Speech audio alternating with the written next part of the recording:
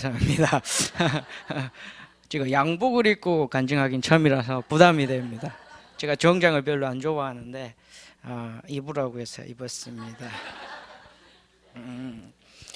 저는 오늘 여러분하고 나누고 싶은 거는 간증과 이 시편 23편의 말씀을 가지고 나누고 싶은 것은 과연 내가 나에게도 해당되지만 여러분한테도 해당되는 말씀인데, 내가 과연 무엇을 추수할 때, 거둬들였을 때 내가 만족했는가, 그런 질문을 던지려고 합니다.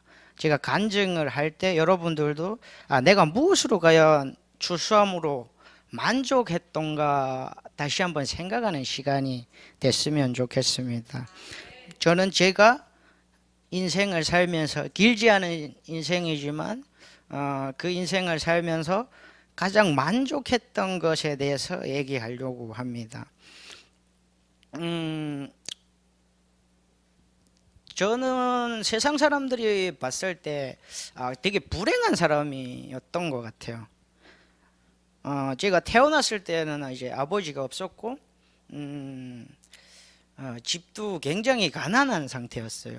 또 북한에서 가난한 정도면 엄청 힘든 삶이었거든요. 저희 집도 없어서 할머니 집에서 제가 태어났고 약간 어려웠고 어머니가, 저희 형제가 누나 한 분 계신데 이렇게 두 남매를 키우는 게, 그 땅에서 키우는 게 만만치 않거든요. 한국에서도 키우는 게 만만치 않지만 그 땅에서는 정말 더 힘듭니다. 네. 학원을 보내는 게 아니라 먹여 살리는 것부터 힘드니까 어머니가 어렸을 때 굉장히 힘들어하시는 모습이 아직도 생각이 나서 가끔 울컥할 때도 있어요. 지금도 힘들어 하시는데 저 때문에. 어쨌든 그런 모습을 보면서 자랐어요. 저는 세상에 태어났을 때 세상이 굉장히 불공평하다고 생각했었거든요. 여러분들 믿으시겠는지 모르겠지만 제가 7살부터 뗄나무 하려 다녔습니다. 여러분들 7살 때 뭐 했을지 모르겠는데 그걸 나무를 해와서 집 앞에 가져다 놨는데 어머니가 그런 소리 하셨어요. 저한테 우리 충성이 다 컸네. 근데 그때 어린 마음에 드는 생각이 나 다 안 컸는데, 7살이 다 크지는 않았잖아요. 다 안 컸는데 나도 놀고 싶은데, 저 애들처럼 엄마 손잡고 뛰놀고 싶은데, 그런데 우리 집이 이러니까 할 수 없다라는 그런 생각을 항상 가지고 있었어요. 제가 그러고 이제 학교에 들어갔죠. 이거 생긴 건가는 별개로 제가 공부를 굉장히 잘했습니다. 제가 산수 쪽을 굉장히 잘했는데 굉장히 선생님이 이제 생각도 못하는 엉뚱한 질문들을 굉장히 많이 했었던 것 같아요.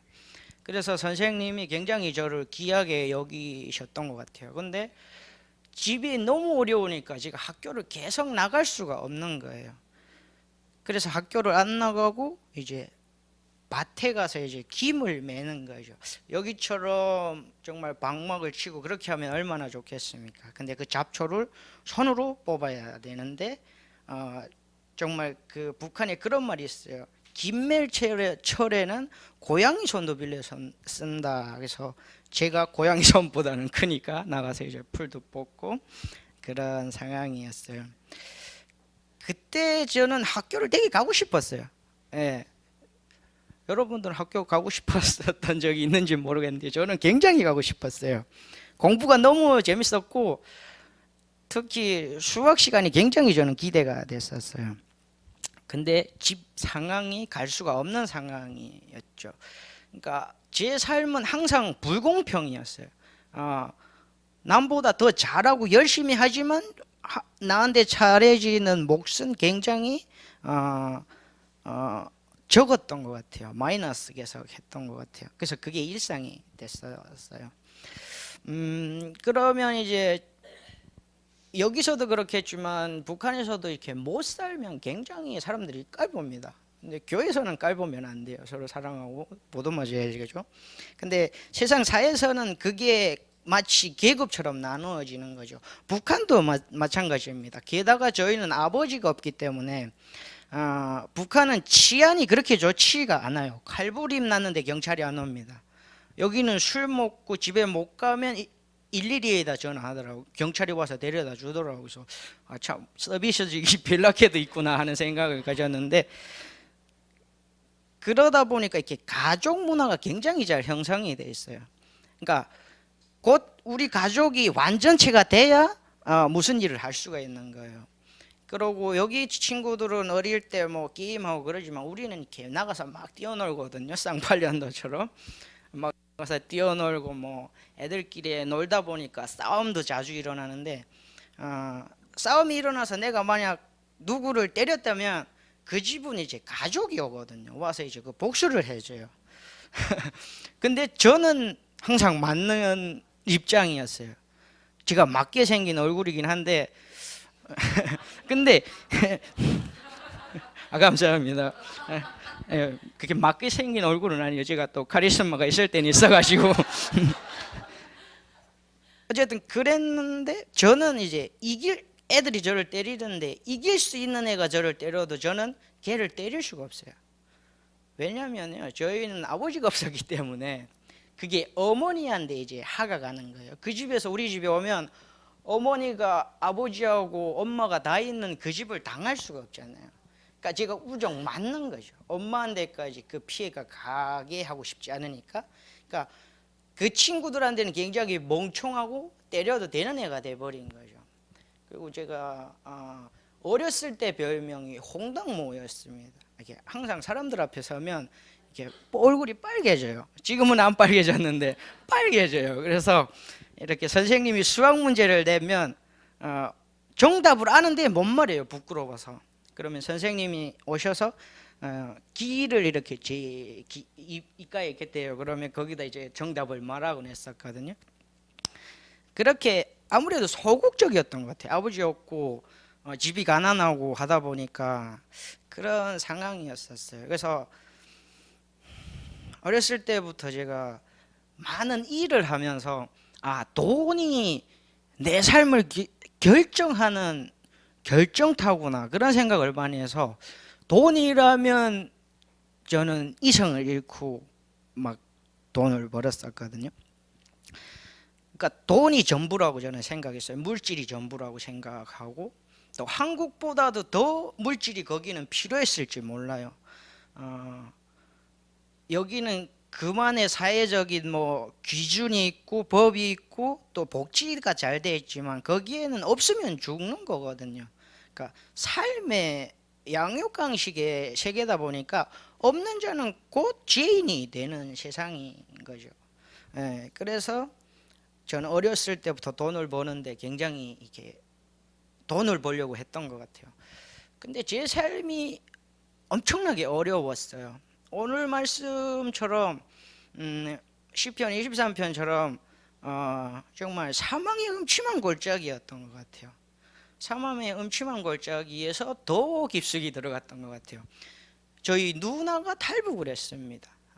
너무 거기에 삶이 힘들고, 사실 그때는 중국에 탈북을 해서 가는 게 거의 이제 유행이었어요. 우리 동네에서는 못 가면 저 사람은 바보다 뭐 이런 느낌이었거든요. 그래서 누나가 탈북을 하셨죠. 제가 12살 때 탈북을 하셨는데, 저희 어머니가 모성애가 강하십니다. 1년 동안 우는 분 여러분 못 봤죠? 저는 봤습니다. 바로 우리 어머니신데, 누나를 굉장히 그리워하면서 계속 울었고, 그 험한 땅에서 어떻게 살겠냐, 너무 힘들어 하는 것 같다, 아무래도 엄마가 가야 될 것 같다, 그런 소리를 하시고 1년 우시고 누나한테 탈북을 하신 거죠. 그때 어머니가 그랬어요. 충성아 같이 가자. 근데 저는 가고 싶지 않았었어요. 제가 이래봬도 약간 자존심이 있습니다. 있어도 필요 이상으로 있고 완전 꼴통입니다. 한국말로 전문 용어로 꼴통인데 그 남의 나라 가는 게 너무 자존심 상하는 거예요.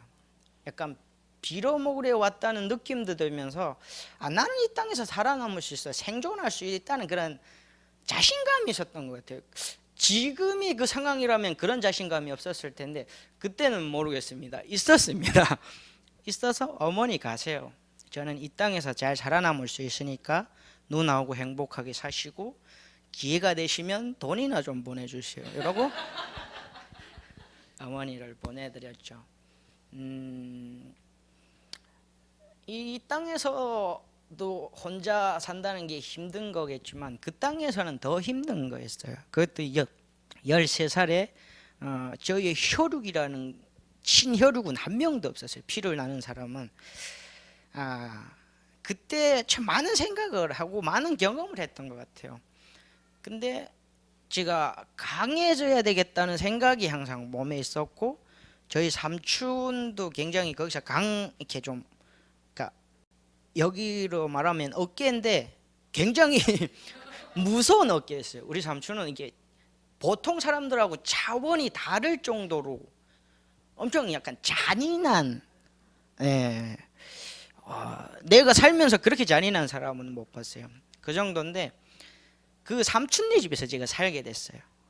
외할머니하고 같이 살게 됐는데 제가 어느 날 놀이터에 이렇게 나갔죠. 근데 또 맞고 들어온 거예요. 그러니까 맞는 게 이제 이게 처음에는 뭐 엄마를 위해서 만다죠. 그 다음에 습관이 되거든요. 맞는 게 뭐 아무렇지도 않아요. 근데 내가 맞고 들어왔는데 삼촌이 저보고 그러더라고요. 여기 와서 앉아. 그러면 저희는 무조건 무릎을 꿇고 앉아야 되거든요. 가서 이렇게 양반다리하고 앉았다가 큰일 납니다. 죽죠, 한 절반. 그래서 무릎 꿇고 앉았는데 너 다시 맞고 들어오면 내 손에 죽을 줄 알아 그랬어요. 근데 그 삼촌 그때 어린 마음에 이 삼촌은 진짜 죽일 수 있는 사람이다, 그런 이미지였거든요. 그래서 내가 맞으면 이제는 죽는구나. 그래서 이제 나갔죠. 놀이터에 맞으면 안 된다 이런 각오를 가지고 나갔는데 어떤 애가 이제 또 때리는 거예요. 그래서 왜 때리니 그랬죠. 그러니까 그런 게 어디 있어, 너 항상 맞았잖아 뭐 이런 식인 거예요. 그래서 나 이제는 안 맞는다 그랬죠. 그러니까 뭐 이렇게 코웃음을 치면서 웃기고 있네 막 이런 툴로 말했던 것 같아요. 그때 옆에 약간 대중용으로 나가긴 약간 수위가 높은 건데 셰파이프가 있었어요. 사실 그걸 든 생각밖에 저는 안 나요. 그러고 났을 때 그 친구는 이제 피범벅이가 돼서 쓰러져 있었고, 저는 이제 옷에 막 이제 피가 다 묻어 있는 거예요. 그때 저는 정신을 차렸거든요. 그러니까 예전에 참아왔던 감정이 그때 아마 폭발한 것 같아요.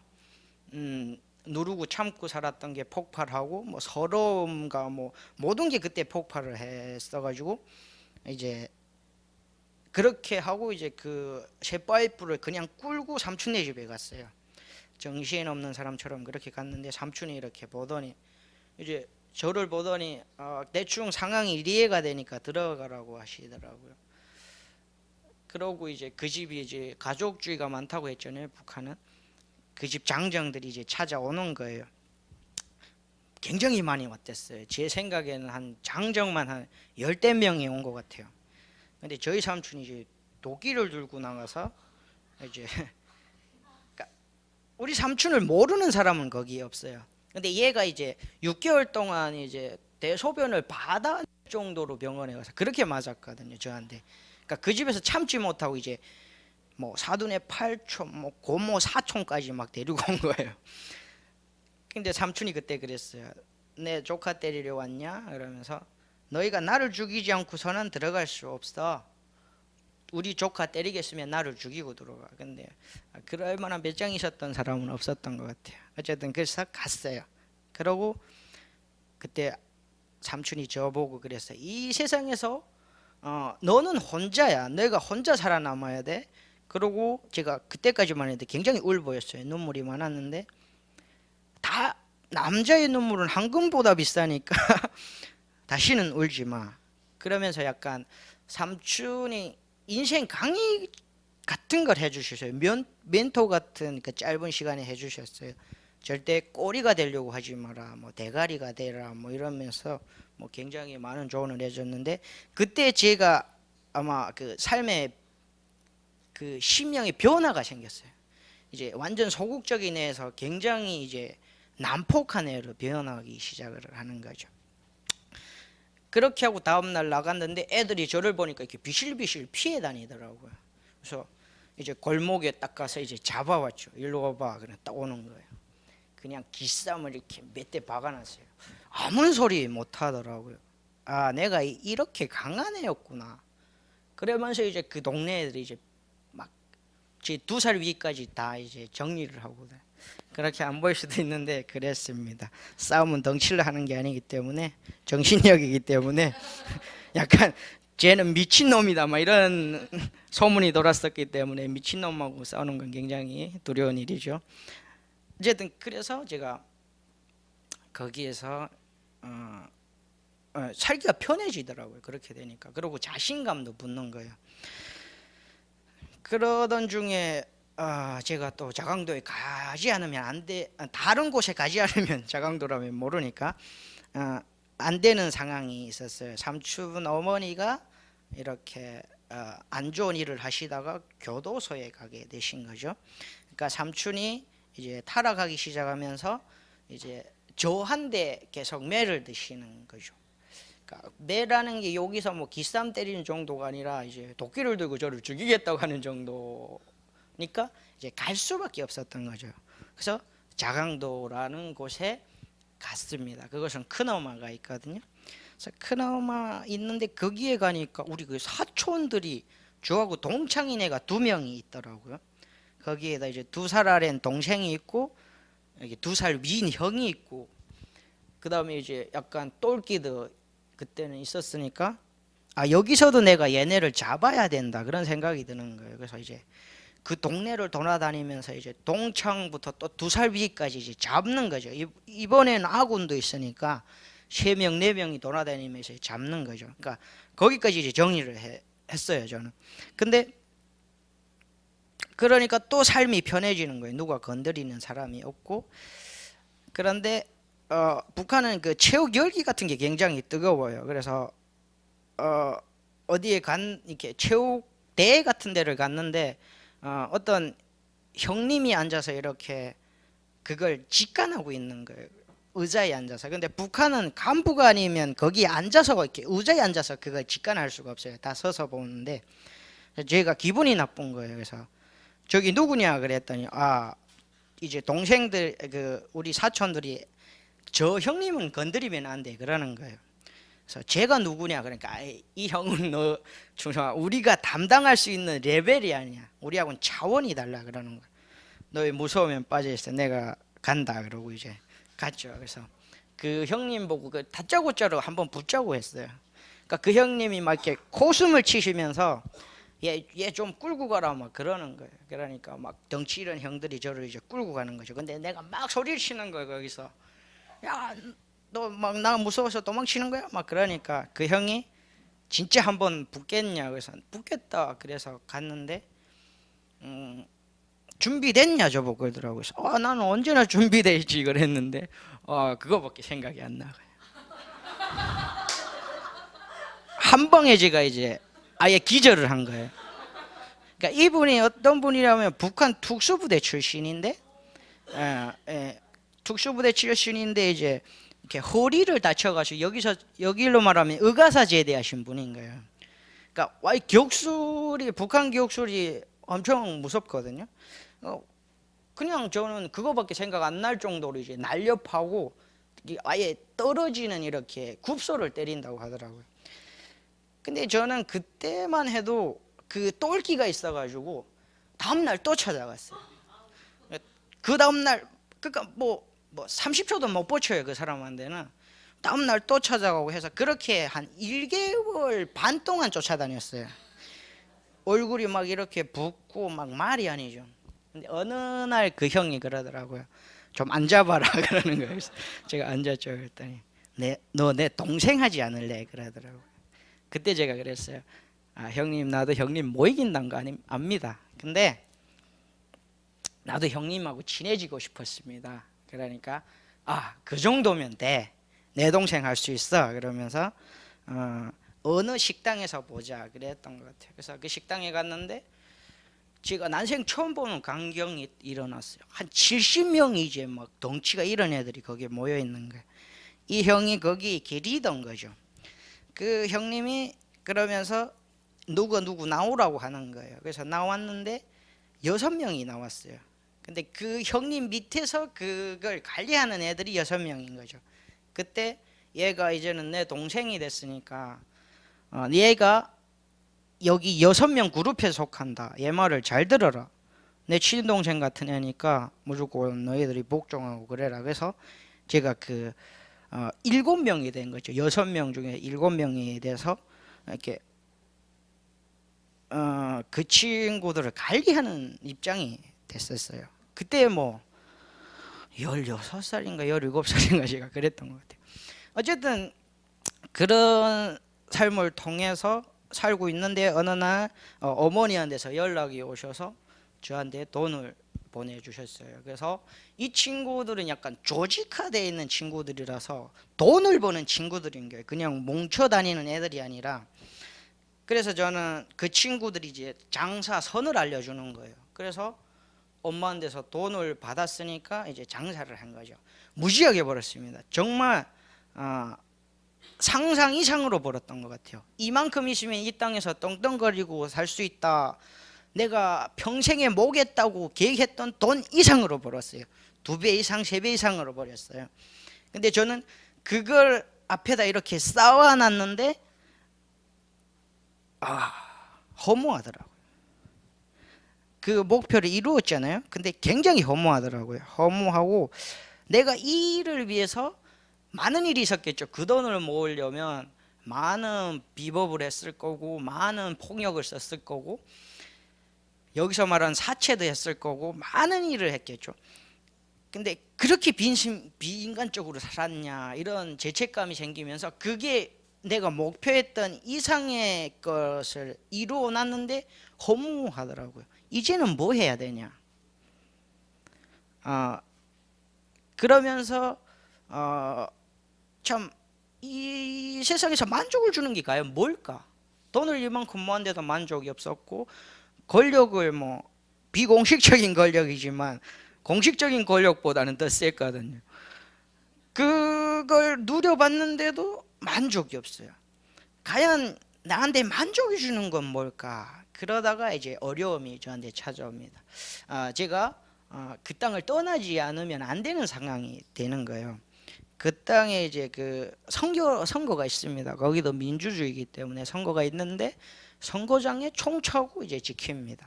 이제 반대를 하면 이제 그 사람은 반역자가 되는 거죠. 그러니까 선거가 아닌 선거인 거죠. 무조건 찬성을 해야 되고 거기에는 이제 양복을 입은 사람들이 총을 항상 차고 지킵니다. 그 선거철이 다가왔어요. 그러니까 저도 성인이 그때야 됐었거든요. 성인이면 누구나 다 이제 투표를 해야 되는데 제가 보니까 이게 주민등록증이 없어요. 그러고 살았으니까 없고 북한은 어려서도 또 주민등록증이 없는데 군대 갈 때 대부분이 문건을 만들어 주거든요. 근데 제가 군대를 못 가다 보니까 그렇게 된 거죠.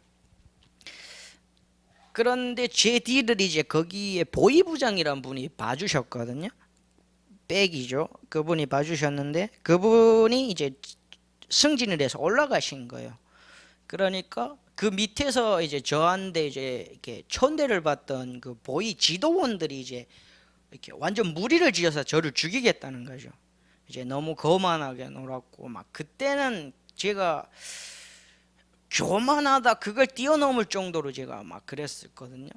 막 그분들한테 막 욕하고 막 그 집 자식들 잡아다 때리고 막 그랬어가지고 그분들이 항상 이렇게 꽁지구셨던 거예요. 저를 죽이려고. 근데 그때가 온 거죠. 보위부장 때문에 못 죽였는데 이 사람이 승진을 해서 올라가니까 그 다음에는 이 사람들이 저를 죽이겠다는 거예요. 그래서 거기를 떠나면 안 됐었어요. 그래서 어머니가 계속 오라 할 때 안 오겠다고 하다가 있으면 더 죽는 상황이니까 제가 한국행을 택했죠. 그래서 한국에 엄마한테 가겠다고 해가지고 제가 아무녹강을 넘었습니다. 넘었을 때 저는 여전히 부자가 되고 싶었어요. 더 큰 부자가 되고 싶었어 가지고 아무녹강을 넘었던 것 같아요. 그때 처음으로 선교사님을 만났어요. 그러니까 우리 아빠가 아니라 다른 선교사님입니다. 근데 이렇게 선교센터에 들어가는데 저한테 제일 처음에 보이는 게 십자가였어요. 이제 정문에 보이는 게 난생 처음 저는 십자가를 본 거죠. 그런데 제가 많은 일을 겪었을 거 아니에요. 뭐 총을 쥔 사람하고도 맞다들려 봤고, 총을 제 머리에 겨누기도 했었거든요. 뭐 칼을 쥔 여러 상대하고도 맞다들려. 그러니까 사람한테 공포라는 게 있고 두려움이라는 게 있잖아요. 근데 세상이 줄 수 없는 그런 두려움이 저한테는 느껴졌어요. 약간 녹아내린다고 해야 되나? 십자가를 봤는데 처음 봤는데 저는 그랬거든요. 그래서 이렇게 머리를 수그리고 이렇게 항상 다니고, 이게 성경 말씀이 이렇게 벽에 씌어져 있는데 그걸 봤는데도 굉장히 두렵고 항상 아니라는 태도를 보였던 것 같아요. 그래서 성경 말씀을 읽을 때 저는 절대 안 읽었어요. 뭐 이런 걸 믿는 사람이 다 있어 그러면서 아마 그 선교사님이 거의 생명의 위협을 느낄 정도로 제가 안 읽습니다 그러면서 뭐라고요? 이러면서 이제 했고, 굉장히 힘들었던 것 같아요. 그 집에 있는 상황이 굉장히 힘들었던 거예요. 선교센터에 있는 상황이. 빨리 한국에 가야 되겠다는 생각이 있었던 것 같아요. 근데 그분하고 저하고 얘기를 많이 했었는데 약간 인간적인 관계가 회복이 됐던 것 같아요. 너무 좋은 사람인 거예요, 이분이. 그래서 그분하고 제가 물어봤죠. 정말 하나님이 계시냐?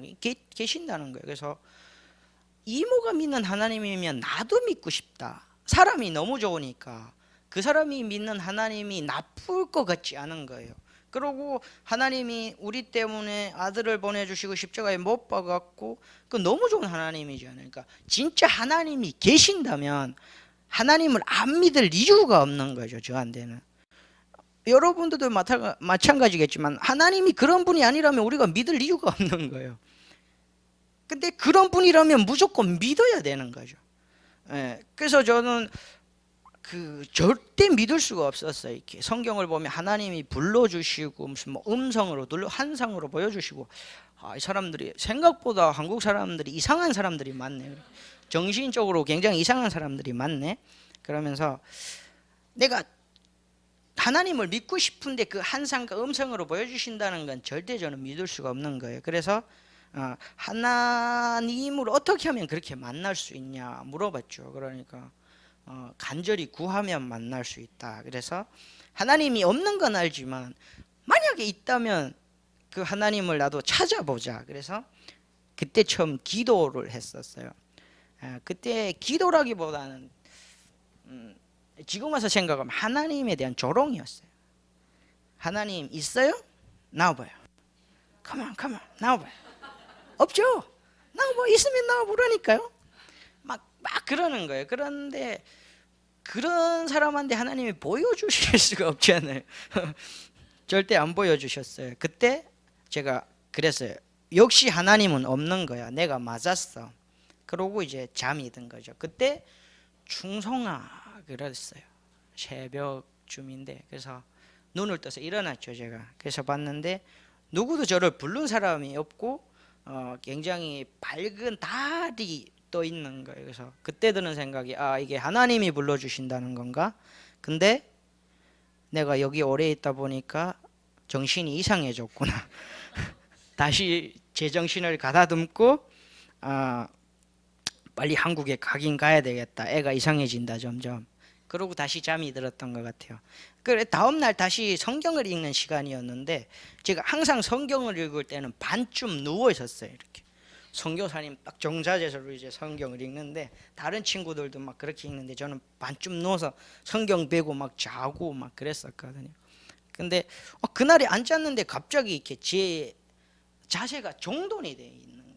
이렇게 똑바로 앉아 있는 거예요.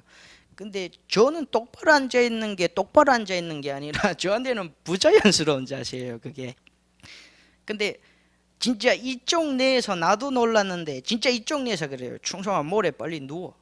여자한테 진 거니? 너 그래도 남자지 않아. 여기 말로 거기에서 한따까리 했지 않아. 그런데 여기서 지는 거니? 그러는 거예요. 누우려고 하는데 이제 몸이 움직여지지 않았어요. 그래서 성경을 제 차례 돼서 읽는데 그 말씀이 예전에는 믿을 수가 없잖아요. 태초에 하나님이 천지를 창조하시니라. 저는 이건 절대 믿을 수가 없었거든요.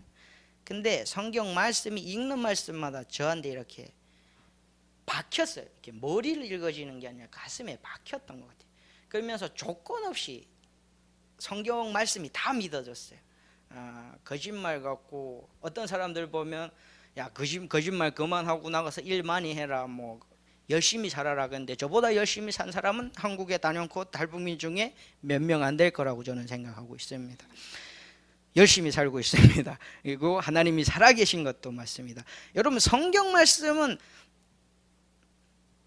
조건 없이 믿어지는 게 성경 말씀이더라고요. 저 경험으로서는. 그러고 느껴지는 게 세상에 참 별난 책이 다 있다 막 그런 생각이 드는 거예요. 그때 제가 기도를 하면서 하나님이 저한테 회개의 기도를 주셨던 것 같아요. 누가 회개 기도 가르쳐 주지도 않았어요. 그런데 회개를 하면서 제가 하나님 앞에서 이제 그런 고백을 했어요. 하나님, 저희 친구들 아직도 그 친구들은 그러고 다닐 거 아니에요. 사람 패고 막 이러면 다닐 거 아니에요. 조금 구체적으로 듣고 싶으면 유튜브에 찾아보세요. 제가 목사님이 시간을 정해 주셔가지고 지금 빨리 나가고 있어가지고 약간 KTX 탔습니다. 그래서 안 맞는 게 있을 수 있는데 내레티브라는 데 찾아보면 제가 자세히 설명한 게 있거든요. 어쨌든 그러면서 제가 그런 고백을 했어요. 하나님, 그 친구들은 아직도 그러고 삽니다. 그런데 저는 그 친구들 정죄하지 않습니다. 나를 정죄합니다. 나는 하나님이 살아계심을 알고 그게 죄라는 걸 아는데 그 친구들은 모릅니다. 그런데 내가 죄라는 걸 알면서 전해주지 못해서 내가 더 죄인입니다. 하나님, 제가 가겠습니다. 그랬던 것 같아요. 그때 여러분 제 상황을 보면 남의 땅에 와 있었고요. 그 선교사님이 인도 없이 아무것도 움직일 수 없었고 재물도 없었고 거기서 잡히면 제가 북한에 나가서 죽을 수도 있는 상황이에요. 그러니까 상황으로 보면 내 삶에서 제일 최악의 상황이 그때가 아니었을까. 근데 여러분 놀랍게도 저는 그때 내 인생에서 최고의 만족함을 느꼈던 것 같아요. 예수를 만남으로 말미암아 내가 만족하는 걸 봤어요. 네, 제가 재물도 있어봤고 도 검사하고 맞상할 정도로 왕별 2개 단 사람하고 여기로 말하면 4단장하고 딜을 할 정도로 어렸지만 그렇게 검은 세계에서 돈을 많이 쓰고 검은 세력도 누려봤어요. 만족함이 없어요, 여러분. 근데 예수를 만났을 때, 그 어려운 상황을 만났을 때 예수를 만나니까 제 마음에 만족함이 있고 편안함이 있더라고요. 항상 인생을 쫓기듯이 달려왔는데 예수를 만나니까 만족함이 저한테 있더라고요. 제가 추수감사절 날 이 말을 꼭 하고 싶었던 것 같아요. 우리 마음이 뭘 추수함으로 만족했는가? 뭐 예수님 만난 분도 있고 안 만난 분들이 있으리라고 저는 생각을 해요. 네, 저는 확실히 그렇게 생각해요. 다 만났다면 그건 아닌 거예요. 그건 사이비인 거예요. 근데 여러분 예수를 한번 만나보세요. 안 믿어지도 한번 만나보고 찾아보세요. 그러면 마음에 만족함이 있어요.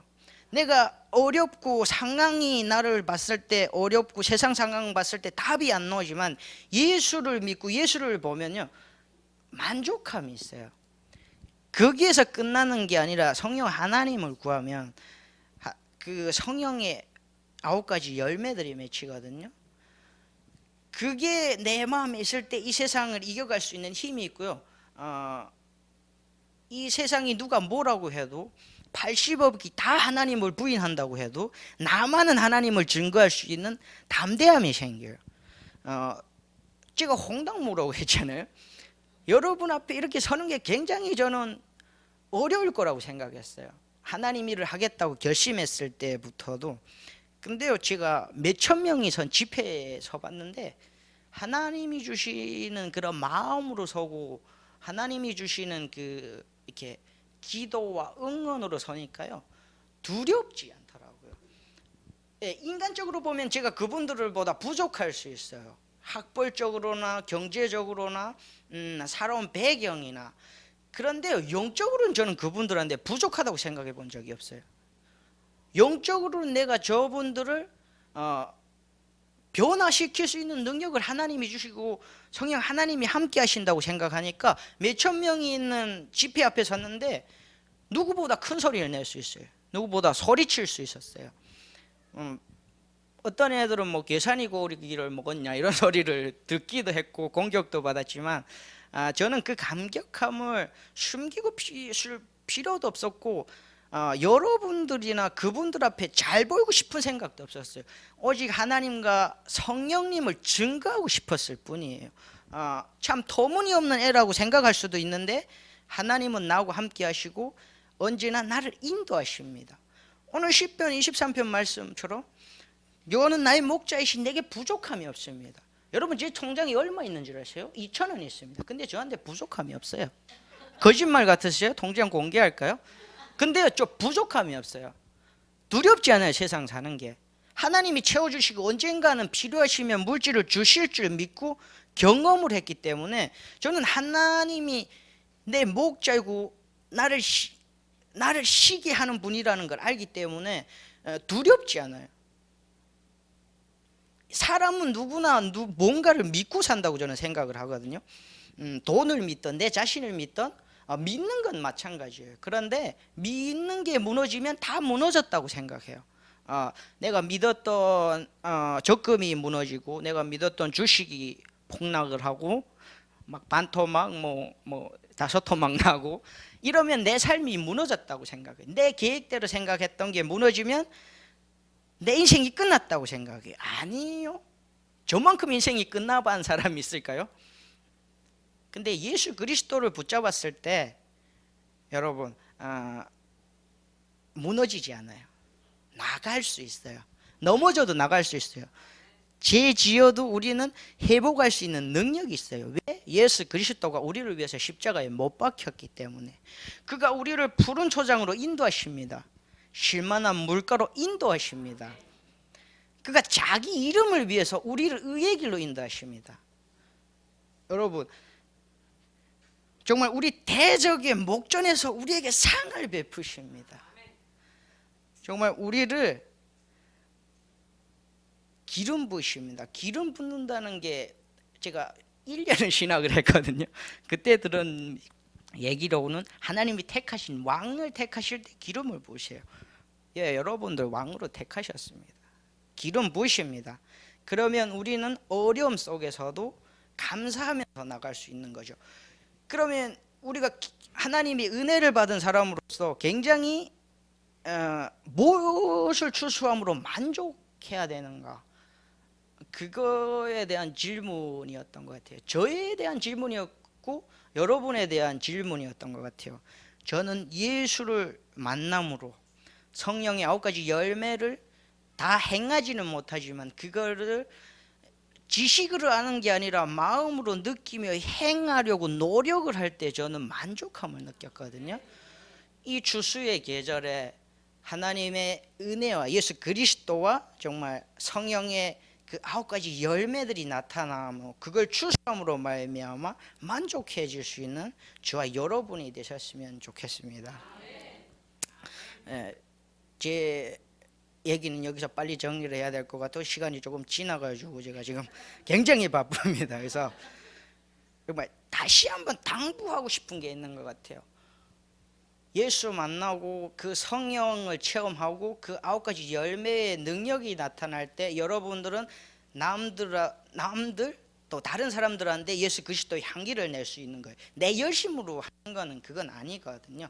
그럴 때 대전을 넘어서 대한민국을 넘어서 북한에 넘어서 우리 한민족을 넘어서 세상의 열방까지 살릴 수 있는 그런 용사들이 나온다고 저는 생각하거든요. 내가 먼저 충만함을 받아야 되는 거예요. 그래야 만족함을 느낄 수 있는 거죠. 그래서 통하는 교회를 넘어서 대전을 넘어서 북한을 넘어서 우리 민족을 넘어서 열방을 살릴 수 있는 그런 통하는 교회가 됐으면 좋겠고, 한국 교회가 됐으면 좋겠고, 우리 민족이 됐으면 저는 좋겠습니다. 정말 성령의 열매를 추수함으로, 성령의 단비를 초청함으로 만족할 수 있는, 또 모두를 살릴 수 있는 저와 여러분 되셨으면 좋겠습니다. 감사합니다.